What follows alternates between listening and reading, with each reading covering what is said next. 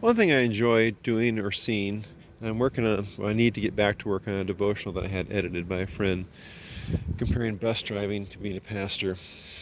I like seeing things in nature and in people and in animals that speak loudly to me, almost like an allegory or a metaphor to life. And Jesus, was a shepherd. He said he's the pruner.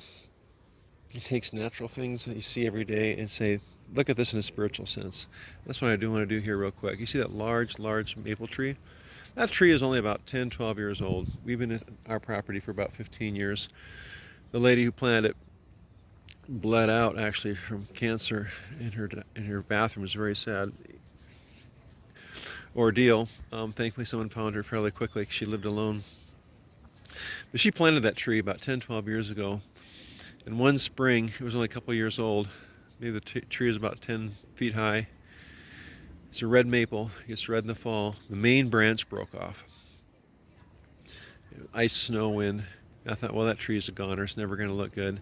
I don't even know if it's going to make it. Now look at it. It is gorgeous. It has really grown even, I think, faster than most maple trees are being a hardwood. I mean, look at the size of that trunk and the size of the tree. It's really gone places. I mean, it's a gorgeous tree. That house now is worth $411,000. When we moved in, it was, I think, worth about 100. At one point, it was below that. It was a teal color. A window broken out with a rug through it for months. A dead cat in the kitchen behind the refrigerator. Mariachi music playing every night till 2 o'clock in the morning. Great people. He was a mechanic. He was a very good mechanic, by the way. He'd fix cars in his driveway. But anyway, that tree reminds me of what can happen even if you have a bad start in your childhood. I talk to homeless people quite a bit on my bus, and the stories they tell, and yet they're still happy. Some are not happy, and some are. Some have had some very difficult childhoods, been through all kinds of stuff, and yet they still wish me a good day, ask me how my day's going, and I don't even know what sometimes they have reason to get up for in the morning. Obviously, it's not for stuff. Some of us live for stuff, and title and whatnot, prestige, our work. These guys don't have any stuff. They don't have a job. They don't have a title, and yet they're still quite happy. In the childhood of some of these people, God is just going to welcome them like you won't believe into heaven when they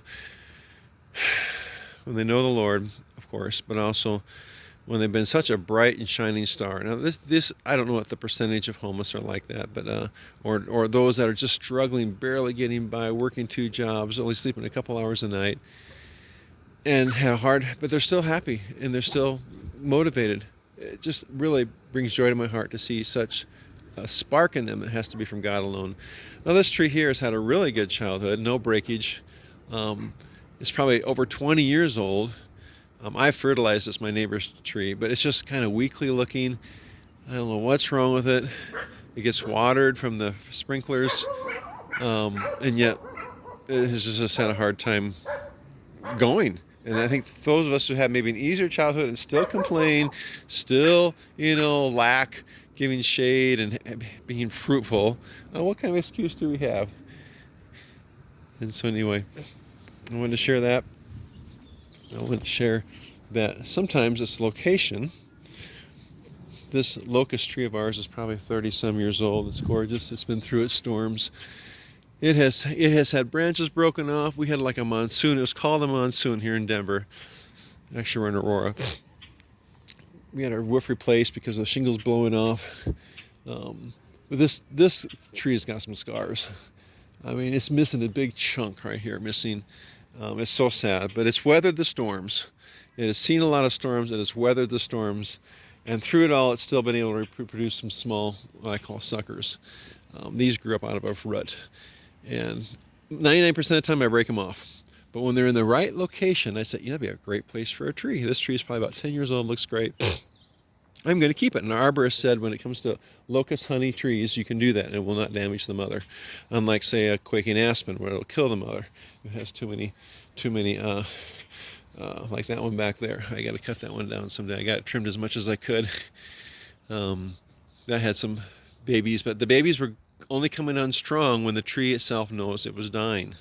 There's so many lessons in nature that apply. How many inventions do we have, like Velcro, that came from burrs, that stuck to your pants? nature is the best teacher. And now we mankind again are trying to tweak it and change the DNA. And we think we're doing nature and God a favor somehow. And the last time that happened, God was not too happy about that. Days of Noah, we had giants, right? So this was another sucker that I let grow. I let two of them grow because it was in the right place. And the lesson there for me is grow where you're at. If God says stay where you're at, the safest place you can be is in the will of God. I heard that once, and that really meant a lot to me. But as the gardener, so to speak, the arborist, so to speak, I decide which ones stay, which ones go. I decide that one gets broken off, torn off, mowed over. This one stays, and I'm going to trim it and take it and good. It's not about favoritism, so to speak. It's just I, the one, thank God, knows what I am doing. And this is where these stay and these don't. One more lesson. This tree here, I've seen a lot of them in Stapleton. I love the big leaves. They drop those big bean pods. For me, it was in the wrong place. But I let it start. I said, we'll see what we can do with it. And so it was right under the eave. I guess a squirrel dropped a seed there or something, or a bird did, and it took off. And we had a big evergreen here for a while. Look at this. In the wrong location, but I liked that style of tree. So it's up to me. Do I keep it? Do I not? I don't have any big leaf trees. It's a nice contrast to these little tiny leaves. Big flowers in the spring. And I said, what I'm going to do is I am going to prune it heavily, and I'm going to bend it. So I got all of these, as you can see, ropes. So it's under stress all the time. I've had to rope up this one to get out of the neighbors underneath, but it's going to make it. It's going to clear the house. Now, I don't know how strong this is going to be. I call it my Trinitree, since it has 3 of them branches, and I may end up lopping off one of those branches. It's like God lops things off for us when we get so big sometimes. But see, as you can see, it's going to clear the roof, but it's under constant stress, constantly being shaped. Maybe you feel like that's been God on you your whole life. It's constantly trying to shape you and pull you in a direction you don't want to go.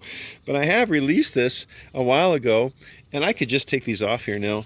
I mean, look at that. See, there's hardly no tension on that. But this one with the cloth I just recently added, but I just keep putting more and more tension to get it completely clear so I don't have to cut the thing down. Now, some of these are probably going to have to go. I don't know what I'm going to do with these yet. But maybe you felt like you've been under God's hand all the time. Other people get away with all kinds of stuff, but I can't get away with anything. He's just constantly on my back, as it were, where there's a reason for it. Just chill. Just know that God knows what he's doing. That's the emphasis I'm trying to tell you. God knows what he's doing, where you're at, why you are doing what you're doing, why he prunes you like he does. He knows what he's doing. Trust him. Trust him. You can fight him if you want, but a tree can fight that rope all at once. You could break the rope, but I'll just put a new rope on. So be grateful and just praise him. He knows what he's doing, even if it's not what you want. Just praise him, trust him, faith. That's what this walk is all about.